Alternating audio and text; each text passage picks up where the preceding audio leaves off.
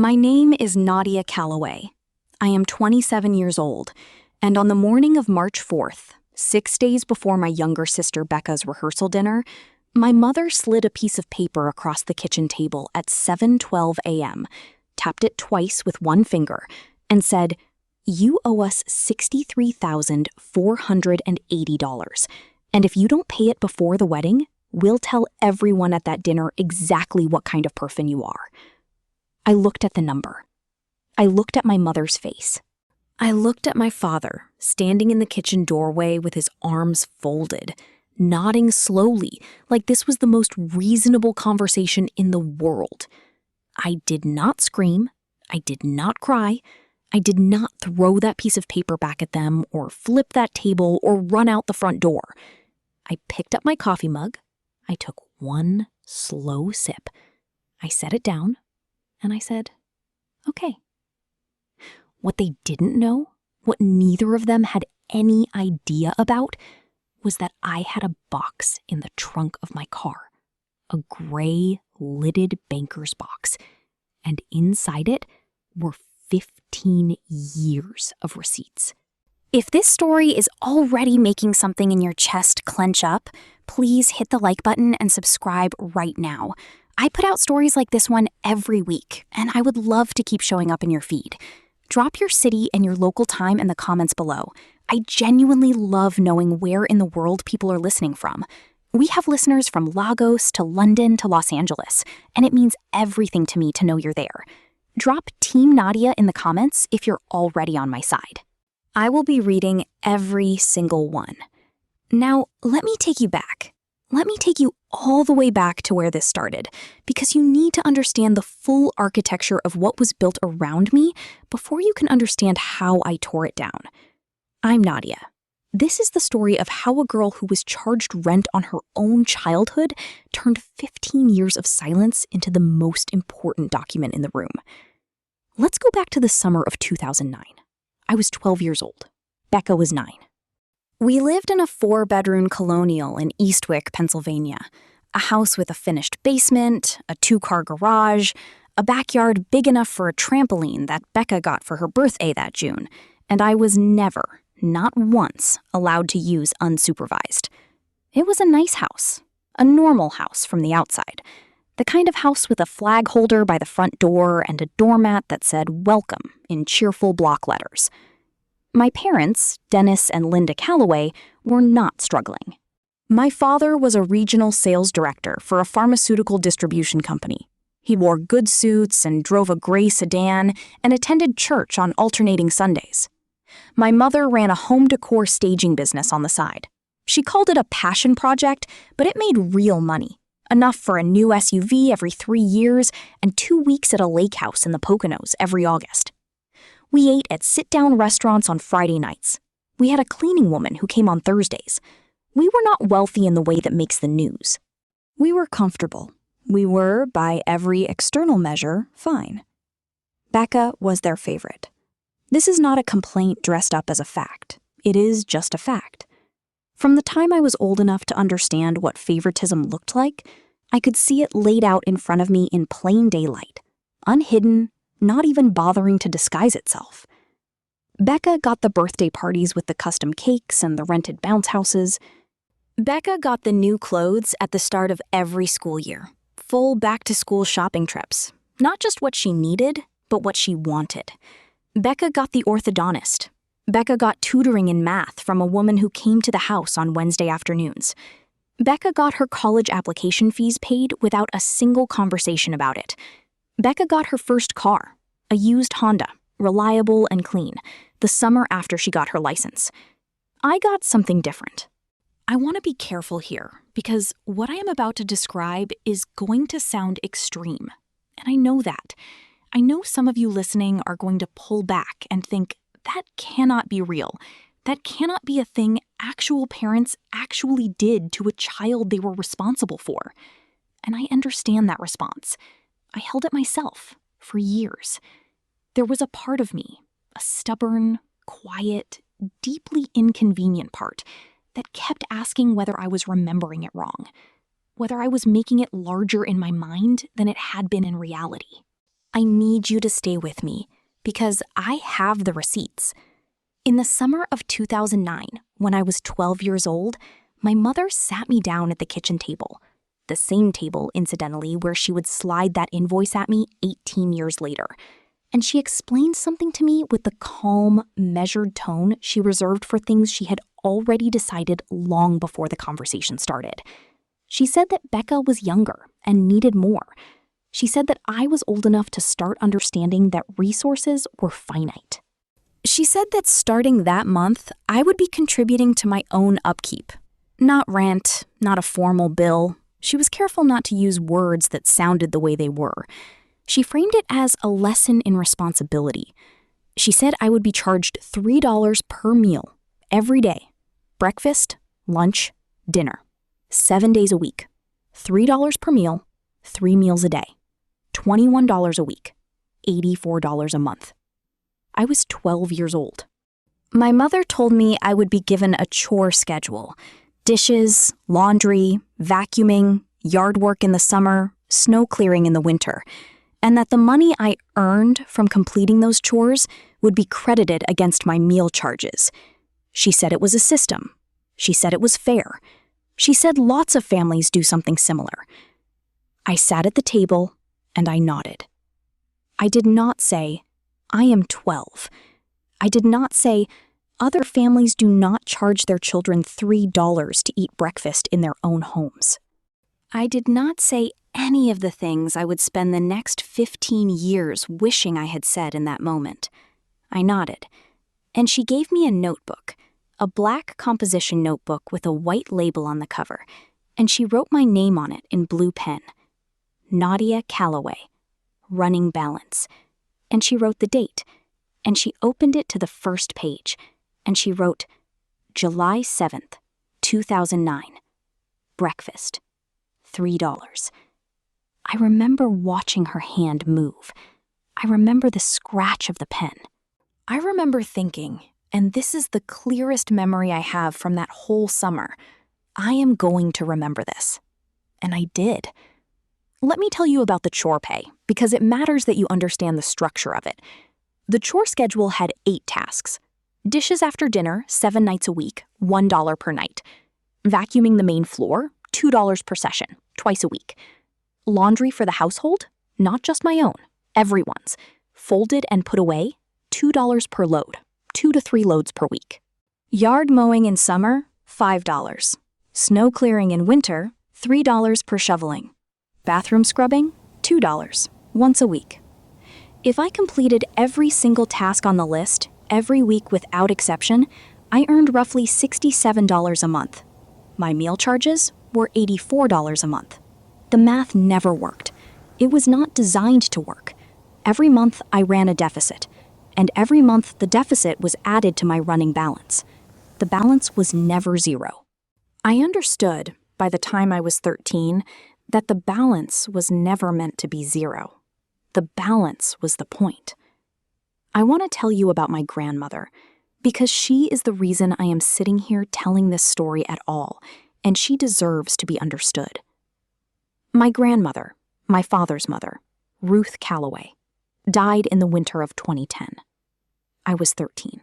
She had lived in a small house on Pendleton Street, about 4 miles from ours, a house that smelled like cedar and the particular vanilla of her hand lotion, a house where every surface had something on it, a photograph, a ceramic figurine, a small stack of library books. She had worked for 31 years as a licensed practical nurse at a hospital in the next county. She had raised my father mostly alone after my grandfather died young, and she had done it on a nurse's salary, with the kind of quiet discipline that left no room for complaint and no shortage of love. She and I were close in the way that misunderstood kids and their grandparents sometimes become close. Across the distance of generations, a recognition passes. She used to call me her old soul. She let me sit in her kitchen and read while she cooked. She never asked me to perform or smile or be charming. She let me be strange and quiet and difficult in the way that 12-year-olds who read too much sometimes are. She asked me what I was thinking about, and then she listened to the whole answer. She knew something was wrong at our house. I am not sure how much she knew or how clearly she saw it, but the week before she died, she pressed something into my hand. A small key on a plain silver ring. She told me it was for a safe deposit box at First Community Bank on Layton Avenue in town. She told me my parents didn't know about it. She told me not to open it until I was 18 and not to tell anyone. I kept that key. I wore it on a chain under my shirt for the next 5 years, through every season, through gym class and swimming and sleeping. I never took it off. I never mentioned it. I never told Becca. I never told anyone at school. The key became a kind of anchor. Not because I knew what was in the box, but because someone who loved me had placed something in the world for me to find. And that knowledge was its own quiet armor. The practice of documentation began the month she died. I don't think this was coincidence. I think losing her was the thing that crystallized something I had been sensing without knowing how to act on. I started my own notebook. I went to a drugstore and paid $2 from my chore earnings for a small spiral notebook with a red cover. And I took it home, and I opened it to the first page, and I wrote down the date. And I wrote down what my mother had written in her book the night before. Dinner, $3. Then I wrote down what we had actually eaten. Spaghetti with jarred marinara and garlic bread. And next to that, I wrote down what the food had actually cost me, to look up in the store circular my mother kept by the recycling bin. Roughly 89 cents per serving. I stared at those two numbers for a long time. $3? 89 cents. I didn't know the word markup yet. I learned it 2 years later in a business math class at school, and the first thing I thought of was my notebook. The documentation became systematic over time. By 14, I was keeping actual receipts, not just my own records, but the grocery store receipts that my mother left on the counter, which I would photograph with the hand-me-down phone I'd been given when Becca got a newer one. I would note the date, the items purchased, the total, and my calculation of the per-serving cost of whatever meals had been made that week. I filed them in a manila envelope I kept in a box in my closet, underneath a stack of old school papers. By 15, the envelope had become a file folder. By 16, the file folder had become a small accordion file. By the time I left for college, the accordion file was inside a banker's box. I was building a case. I did not know exactly what I would ever do with it. I only knew that I would not allow 15 years of my life to disappear undocumented. High school was the quietest 4 years I've lived. Quiet the way that comes from constant low-level vigilance, not from peace. I was invisible in the way that people who are working too hard to survive often are. I was present, I was functioning, I was doing what I needed to do. But I was not seen. Not by my school, not by my teachers, not by the neighbors who waved at my mother from their driveways on Saturday mornings. My grades were excellent, not because anyone pushed me toward them or celebrated them. My father acknowledged my report cards with a nod. My mother said once that I had a good head for numbers, and she hoped I'd find something useful to do with it. That was the closest thing to academic encouragement I received at home. I studied because I had identified early and precisely that academic performance was my exit. A scholarship was a door. A door was a way out. I kept that door in my sightline every day for 4 years. I got a part-time job at 16, a hostess position at a family restaurant called Carver's, 2 miles from the house. I rode my bike there in the spring and fall and begged rides from neighbors in the winter. The job paid $8.50 an hour, and I worked 12 to 15 hours a week, roughly $102 to $127 before taxes. I kept a bank account at a small credit union that was not the same bank my parents used. I had opened it myself at 16 with the help of an adult signature from a squeal guidance counselor named Mr. Ibarra, who had noticed me once crying quietly in a hallway and had given me his office as a place to sit when I needed it. He never asked too many questions. He helped with the account. That is all I asked. The month I started working, my mother raised my meal charge to $4. I wrote that down. I wrote the date, the new rate, and a note, increased upon gainful employment. $4, 3 meals a day, $24 a week, $96 a month. By the time I was 17, she had added line items. Utilities contribution, $40 a month, described as a proportional share of the household electric and water bills. Household supplies fee, $20 a month, described as a contribution to shared consumables, soap, toilet paper, paper towels, cleaning products. Laundry surcharge, $5 per load, separate from the laundry task credit on the chore sheet, which she had quietly removed from the chore pay schedule around the same time. She printed these monthly. She left them on my pillow like a bill slid under a hotel door. I filed every one. By the time I graduated high school in May 2015, my mother's own documentation showed a balance of over $9,000. Over $9,000 that a 17-year-old owed her parents for the basic costs of existing in the home where she had been born and raised. I want to be very clear about this because I need you to understand the legal dimension of what was happening. In the United States, parents are legally obligated to provide food, shelter, clothing, and other basic necessities to their minor children. There is no legal mechanism by which a parent can charge a child for meals and create a legitimate, enforceable debt. What my mother was building in that black composition notebook was not a legal instrument. It was a control document. It was a way of ensuring that I would never feel free. It was a way of ensuring that no matter how hard I worked or how much I earned, I would always owe them something. I understood this fully by the time I was in my second year of college.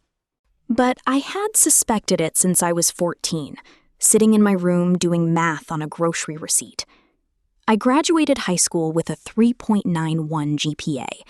I was accepted to Whitmore State University on a partial academic scholarship, covering 60% of my tuition. I worked full-time through the summer of 2015, saved everything I could, and moved into the dormitories on August 22nd with 2 duffel bags and the banker's box. I was 17 years old. I had my key on its chain. I had my box of documentation. I had a plan. The first thing I did in my dorm room, before I even unpacked my clothes, was slide the banker's box under my bed and take a breath. I went to First Community Bank in October of my senior year of high school, when I turned 18 in April, and I accessed the safe deposit box. The bank manager's name was Gerald Harris. He was a man of perhaps 60, with a careful mustache and a cardigan the color of oatmeal, and he treated the whole proceeding with the gravity it deserved. No condescension, no unnecessary curiosity. He verified my ID, checked the key, walked me to the room, left me alone with the box, and waited outside the door. The box had 3 things in it. A sealed envelope addressed to me in my grandmother's handwriting, the N's and A's made with a particular looping style I knew better than any other handwriting in the world. A document, 12 pages long, on heavy paper, with a notary seal and signatures I did not recognize. And a photograph, the 2 of us, in her kitchen, summer 2006, both of us grinning at something happening off to the left of the frame. I don't even remember what we were laughing at, but I remember that afternoon. She had been teaching me how to make her chicken and dumplings. I had oversalted the broth, and she had laughed so hard she had to sit down. I read the letter first. I read it twice. My hands were shaking on the first pass, and steadier on the second. I am not going to share every word of it. It was private. It was the most private thing anyone has ever given me, but I will tell you what it said in substance, because it matters. My grandmother wrote that she had watched our household for years. She wrote that she had, on multiple occasions, tried to speak directly to my father about what she observed, and that he had deflected each time. She wrote that she had spoken to a lawyer friend in 2007 and asked what she could do to protect me, and that this document, the trust, was the answer she had been given. She wrote that she was sorry it was not more. She wrote that she knew I was strong enough to carry the key. And she wrote, "What your mother has been doing to you has a name. I need you to know it has a name. It is not your fault that it happened. It is not evidence of your worth. It is evidence of hers." The document in the box was an irrevocable trust. $47,000 set aside over the course of my grandmother's working life, held in an account I could access in full at 25. Structured so that no claimed debt by any family member could touch it. No creditor of mine, no court order, no parent with a composition notebook and a grudge could reach it. She had set it up in October 2007 when I was 10 years old, and she had first started to understand what she was watching. I sat in that room for a long time. Gerald waited outside without complaint. When I finally came out, I was composed. Not in a numb way, but in the way of someone who has just had a weight named and witnessed. He offered me water. I took it. I told him a little of what I'd found. He nodded in the way of a man who had seen a great deal in a long career and understood that some of it was not his business, and some of it deserved quiet acknowledgement. I asked him if he would be willing, at some future point, to provide documentation of the date I had accessed the box and what it had contained. He said, "I will." He gave me his card and wrote his personal number on the back. I drove to a parking lot behind a grocery store, and I sat in the car for 45 minutes before I was ready to move. I never told my parents. Not for 9 more years. College was the first time I understood what it felt like to eat without it costing me anything other than the meal plan I had budgeted for and paid myself. I would sit in the dining hall with my roommate, a girl from Baltimore named Priscilla, who laughed too loudly at everything and wore the same pair of worn-out gray Converse through all 4 years of school. And I would get seconds of whatever I wanted, not because I was hungry, because I could, because there was no notebook, because the food was just food. Priscilla became my person. She still is. She's the kind of friend who doesn't flinch, who doesn't offer solutions when you need someone to just be present, and who will get on a plane without hesitation when things go wrong. I told her about my parents in our sophomore year, late one night in our room with the lights off and the window cracked, and she was quiet for a full minute before she responded.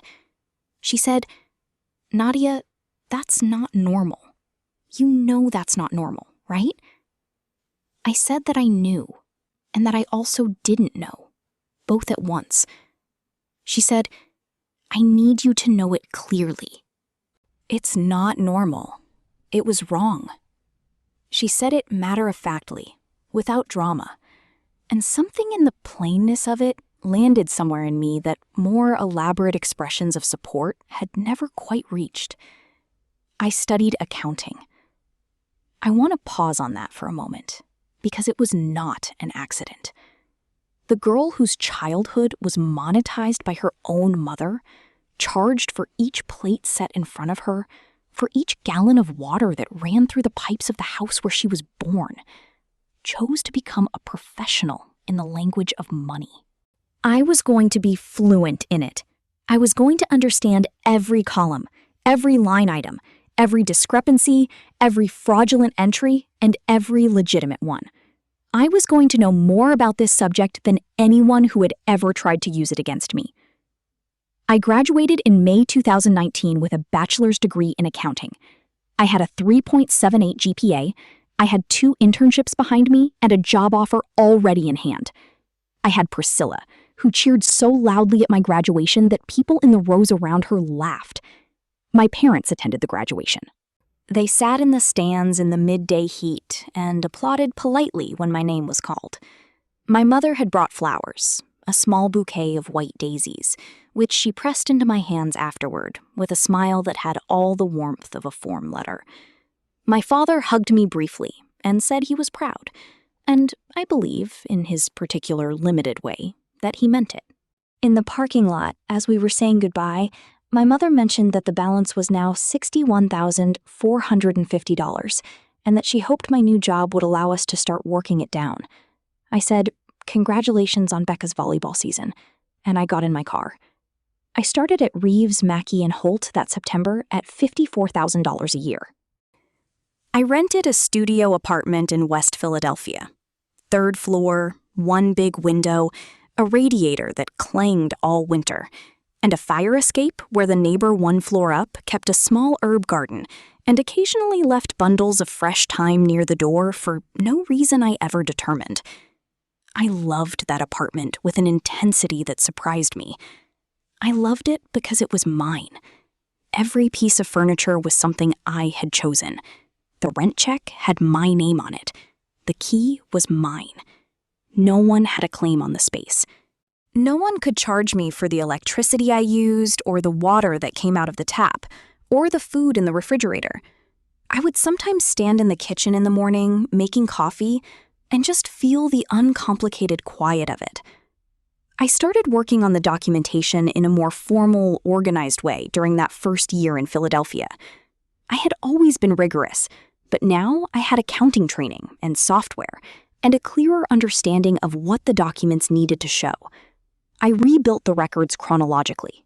I created a master spreadsheet with every charge my mother had ever logged, sourced from her own printouts, cross-referenced against my contemporaneous notebooks. I calculated the actual cost of the meals I had been charged for, using USDA food cost data for each corresponding year. I calculated the actual proportional utility cost of my presence in the household, sourced from the utility bills I had photographed over the years. I annotated every deviation, every inflated fee, every invented charge. I also consulted a lawyer for the first time. Diane Okoro came to me by way of a referral from an attorney colleague at the firm. One of the partners had once casually mentioned her in the context of a case that had a family financial abuse component, and I had written her name down in my phone without explaining why. I made an appointment in the spring of 2022, and I brought a copy of the documentation. Diane read quietly. She asked 4 questions. She did not express shock. She looked up from the papers and said, "You have a very thorough record." She said, "You could pursue this." She said, "When you're ready." I was not ready yet, but I filed her number alongside Gerald's, and I kept building the box. Now, let me tell you about Becca's engagement, because you need the full shape of what I walked back into. Becca got engaged in October 2024 to a man named Andrew Ferretti. Andrew's family had a quiet kind of money, not showy, not performed, but the kind that shows in the materials things are made of, in the sureness of a handshake, in the way his mother Carolyn listened when someone spoke to her. Andrew himself was pleasant, steady, unreadable in a way that I came to understand was intelligence rather than blankness. He was, by every measure I could take, a good person. The engagement party was at my parents' house on a Saturday evening in October. My mother had decorated for it. Flowers on the mantle, candles on the dining table, the kind of careful staging she was professionally skilled at. Everything looked warm and abundant and effortless, which is the particular achievement of that kind of staging, to make effort disappear. I went. I wore a green dress, I smiled at the right moments, I congratulated Becca and Andrew. I talked politely with Andrew's parents. I had 2 glasses of white wine over 4 hours, which was the precise amount required to stay relaxed without losing any edge. My mother pulled me aside in the kitchen at 9:30. She said she needed me to contribute to the wedding costs. She used the word contribute, soft, neutral, the kind of word designed to make a transaction sound like generosity. She said it would be an opportunity to reduce my balance. She said Andrew's family was doing a great deal, and the Calloways needed to show up. I asked her how much she had in mind. She said she was thinking around $15,000 as a starting point. I looked at her face. She was composed, pleasant, utterly confident. She had been doing this for 22 years, and it had always worked. I said, very quietly, "I'll think about it." She smiled and went back to the party. I drove home that night with the windows down, even though it was cold, because I needed air. I called Priscilla on the way. I said, "I think it's time." She said, "Then let's go." The rehearsal dinner was scheduled for Friday, March 7th. 47 guests. Alderton's restaurant in the Eastwick Town Center, a place with dark wood paneling and linen napkins, the kind of restaurant my mother had chosen specifically for its visible respectability. 3 courses, a private room. Andrew's family was handling the ceremony, the venue, and the honeymoon. My parents were presenting the rehearsal dinner as their contribution, the thing that showed the Ferretti family that the Calloways were peers. On March 4th, 6 days before that dinner, I drove to my parents' house for the first time in 4 months. My mother had called and said there was something she needed to discuss. I knew what was coming. I had known for months. I arrived at 7 a.m., and my parents were both in the kitchen. The invoice was already on the table. She slid it across at 7:12. She said, $63,480. She said, if you don't pay it before the wedding, we'll tell everyone at that dinner exactly what kind of person you are. I picked up my coffee. I took 1 sip. I said, okay. She looked at my father. He nodded. They took my okay as capitulation, as they had always taken my stillness for submission. What it actually was a decision. I drove home. I called Diane. I said, March 7th, are we ready? She said, we have been ready. I called Gerald. He had been retired from First Community for 2 years, but he answered on the second ring. He had already prepared the notarized affidavit. He had kept his own copy for 8 years, waiting. I went to his house that afternoon, and he handed me the envelope with the gravity of someone returning something that had always belonged to me. I spent the next 6 days at work. I ate, I slept. I sat with the whole shape of what I was about to do, and I made sure I had made peace with it. Not because I was afraid of it. I was not afraid of it. But because I had promised myself since I was 12 years old that when the moment came, I would be calm, that I would not perform, that I would let the paper speak. I arrived at Alderton's on March 7th at 6:45 p.m. Navy dress, folder in my bag, banker's box in the trunk of my car. I stood in the parking lot for 30 seconds and breathed, and then I walked in. The private room had been set beautifully. Long central table, round satellite tables, a small floral arrangement at every place setting. My mother had clearly been involved in the layout. She was already there when I arrived, standing near the entrance in a cream blazer, looking exactly like what she wanted to be seen as, gracious, poised, the mother of the bride. She hugged me. She whispered against my hair, I'm glad you're here. We'll sort out the balance next week. She said it the way you'd say, I'll pick up milk on Tuesday.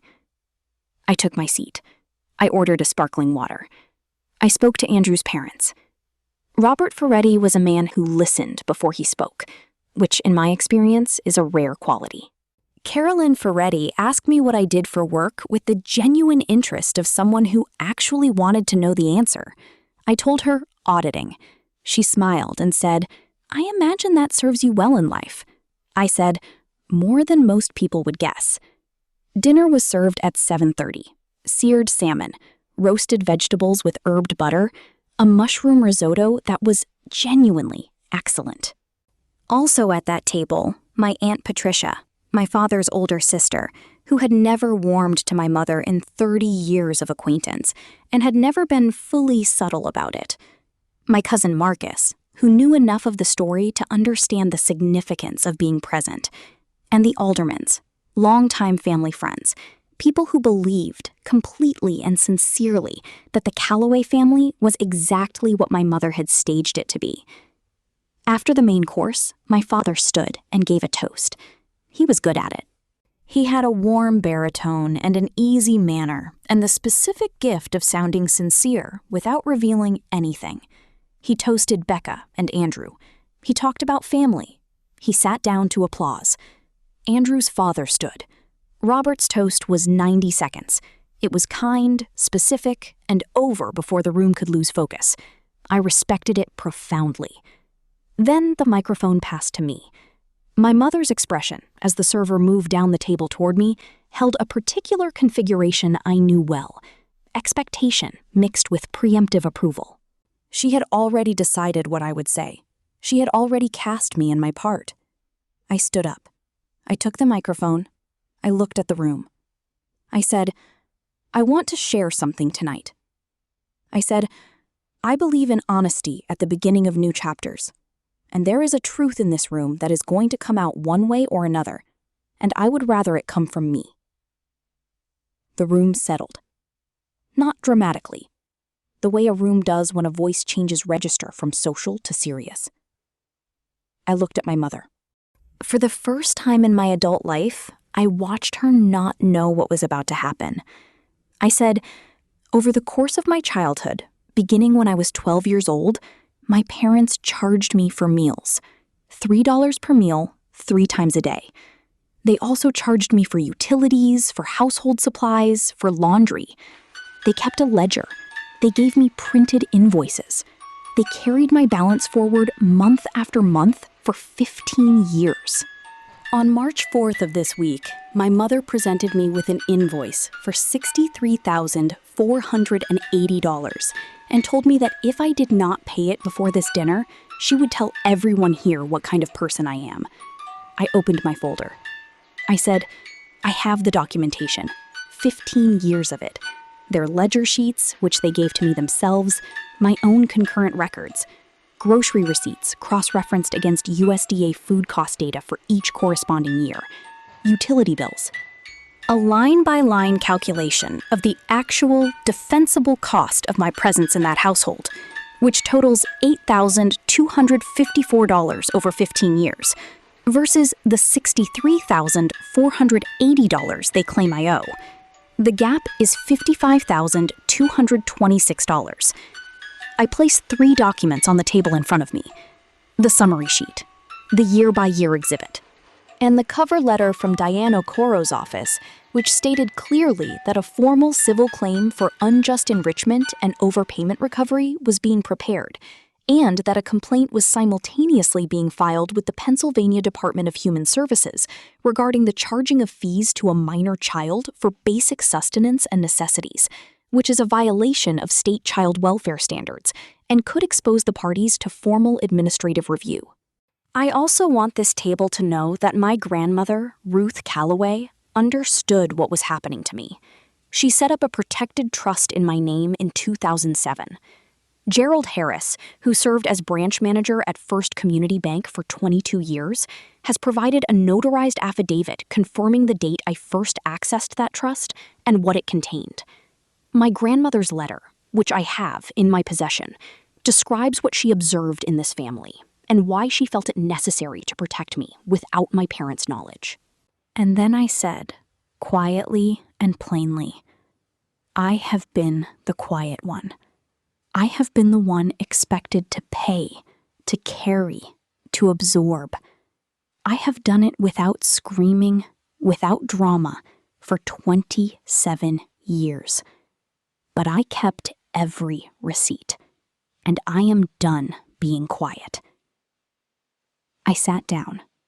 I handed the microphone back to the server without flourish. The room did not erupt. It did not fill with noise and outrage.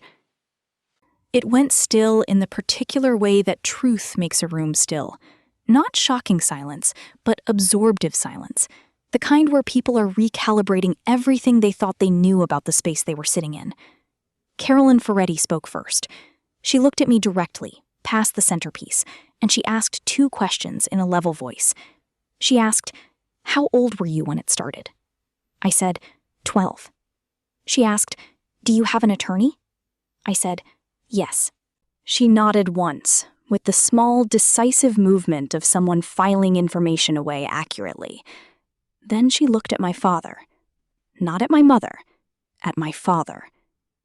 My father had gone white in the particular way that comes from something you've suppressed for a long time finally surfacing. He was looking at the table. My mother started to speak. She got 2 words out. "Nadia, this..." And Aunt Patricia, from across the table, said in a quiet and absolute voice, "Linda, don't." 30 years of restrained opinion, delivered in 2 words. Andrew put down his fork very carefully, and looked at Becca. Becca was crying, silently, with the particular kind of stillness that comes from shock rather than performance. She was looking at the centerpiece. I watched her. I thought about everything she had been given that I had not. I thought about the trampoline in the backyard and the orthodontist appointments and the banner at the volleyball regional championship. I thought, she did not build the ledger. She did not ask for the favoritism. She was also shaped by this family, just in a different direction. I do not know yet what to do with all of that, but I did not feel hate in that moment. I felt tired and clear, and something very close to free. Marcus caught my eye from the far side of the room. He gave me a slow nod. He had waited a long time for this night, too. The aldermans left early. They said their goodbyes quietly and without explanation, and the expression they carried out was one I couldn't fully read. Discomfort, I think, of the particular kind that comes from realizing a world you'd believed in was built on a stage set. My mother left before dessert. She stood, smoothed her blazer, picked up her clutch, and walked out of the private room without looking at anyone. My father followed her 30 seconds later. He paused at the door. He looked back at me. It was a long look, and it had several things in it that I could not entirely name. Then he left. I stayed. I ate the chocolate mousse. It was rich and cold and exactly right. The week after the dinner was one of the strangest of my life. Not because it was chaotic, it wasn't, but because the thing I had been building toward for 15 years was over, and the silence on the other side of it had a different quality than any silence I had lived in before. Within 48 hours, Andrew and Becca had a conversation with his parents that I was not part of. What I know from Becca, in one of our 2 subsequent phone calls, is that Andrew told her clearly he was not willing to start a marriage on a foundation of unresolved harm, and that his family would not be funding or attending a wedding until the situation with me had been addressed in good faith. He used those words himself, good faith. The wedding was postponed by 6 months. Not canceled, postponed. My mother called me 4 times in the first 72 hours. I did not answer. She left 2 voicemails. The first one, left on the night of the dinner, at 11:43 p.m., was controlled and cold and full of phrases about humiliation and fabrication and things I had supposedly distorted for effect. The second, left on the 3rd day, was quieter. She said she thought we had misunderstood each other. She said she thought there were things worth discussing. I forwarded both voicemails to Diane. We entered mediation in late March. My mother arrived at the first session with a lawyer of her own and an expression calibrated for reasonableness. Diane arrived with the documentation, every page of it, indexed, tabbed, referenced. My mother's lawyer opened by suggesting the whole matter was a misunderstanding rooted in a family tradition of accountability and financial education. Diane opened by placing the first exhibit on the table, my mother's own spreadsheet printouts, her name in the header, the dates running from 2009 through 2024, the balance accumulating across 15 years, and saying, "I believe we can all agree these documents exist." The mediation lasted 3 sessions. By the end of April, we had a settlement. My parents signed a document, notarized, witnessed, filed with Diane's office, confirming that I owed them nothing. 0. Not $63,000. Not 1 cent. Additionally, they agreed to a repayment of $22,000 to me, the documentable amount I had paid or offset through labor as a minor, per Diane's calculation. The money came from a joint savings account my father had maintained apart from my mother. He wrote the check at the end of the 3rd mediation session. He did not say anything when he signed it. Neither did I. He sent me a text 3 weeks after the settlement closed. It said, "I'm sorry. I should have stopped it." 7 words. Over a decade too late. But they were his. I kept them. My mother has not contacted me directly since that second voicemail. My parents are in couples counseling, by information I received through Aunt Patricia, who has become a more frequent presence in my life. The staging business lost 2 major referral partnerships in the months after the dinner, not through anything I arranged, but through the ordinary movement of information in a community where people talk, which is a consequence of building a life on a performance. Becca and I have spoken twice. The calls were short and careful. She cried on the first one, and I let the silence sit. There is too much between us to resolve in phone calls, and I am not in a rush. I love her. Love does not require trust, and trust takes time. I am willing to give it. Priscilla flew from Baltimore the Monday after the dinner and slept on my couch for a week.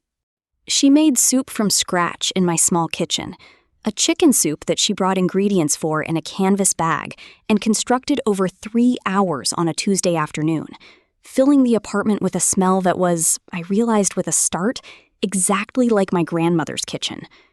We sat on my couch and ate it from big bowls and didn't talk about the dinner at all.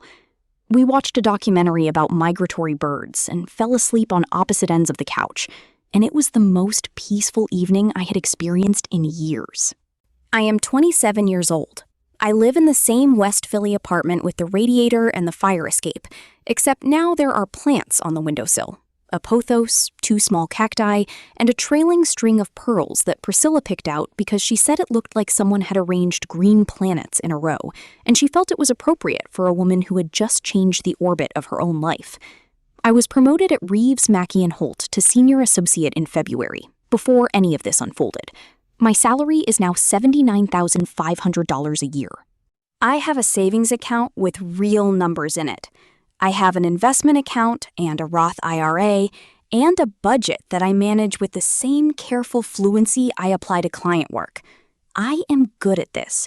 I was always going to be good at this. The trust my grandmother set up, the $47,000 that had been growing untouched since 2010, became fully accessible when I turned 25. I used a portion to pay off my remaining student loans. A portion remains invested. And $11,000 I donated to a nonprofit in Philadelphia that provides legal advocacy for children in situations of economic coercion and financial abuse within families. I made the donation in my grandmother's name, Ruth Calloway, the woman who sat in a bank manager's office and opened a safe deposit box for a 10-year-old child because she could see what was coming and she would not leave me without armor. I go to her grave on the anniversary of her death every winter.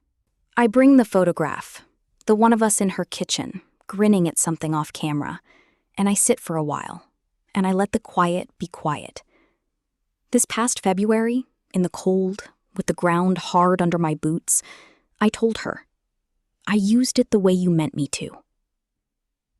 There is something I have been thinking about in the months since the dinner, in the particular stillness of early mornings in my apartment, watching the light come up over the fire escape and the small cactus on the windowsill. I have been thinking about what the receipts actually were. Not legally, not as evidence, but as an act.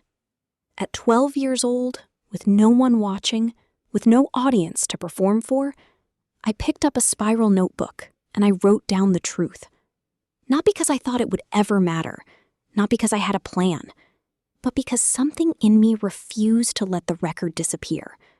Because even at 12, I understood in some wordless, essential way that what was being done to me deserved to be witnessed, and that if no one else would witness it, I would have to witness it for myself. That notebook was an act of self-respect, the first one I can name. Everything that came after, the accordion file, the banker's box, the spreadsheet, the exhibit tabs, the mediation settlement, was built on that first act. On a 12-year-old girl who decided, quietly and without ceremony, that she was worth documenting. Have you ever been the invisible one? The one in your family who was expected to give and absorb and shrink and carry balances that were never legitimately yours? The one whose losses were private and whose silence was mistaken for agreement? I want you to hear this. Your experience is real, even when no one is writing it down. And it is never too late to start the notebook. Some families are built on love that is unconditional and expressed in small, ordinary, uncalculated acts. a plate of food set down without a ledger, a door left open without a fee, a birthday acknowledged because the person simply matters. Some families are built on the opposite of that, on accumulation and control and the weaponization of money, and the slow, careful erasure of one person's value in service of another's comfort. And some families, the ones that hold, are the ones you build for yourself, one person at a time. A grandmother with a key, a roommate with worn-out shoes, a lawyer who reads every tab twice, an aunt who says don't at exactly the right moment. I kept every receipt. For 15 years I kept them. Not only out of anger, though anger was part of it. Not only out of strategy, though strategy was also part of it. I kept them because they were the truth, and the truth was mine, and I refused to let anyone take it. The moment came. On a March evening in a restaurant with dark wood paneling and linen napkins, over a chocolate mousse I ate alone and at peace. The moment came, and I have been at peace ever since. If this story meant something to you, if it named something you have felt or lived or watched someone else survive, please share it with someone who needs to hear it. Subscribe so you never miss a story like this one. Leave your city and your local time in the comments. I will be here every single week, telling the truth, one receipt at a time. I'll see you next time.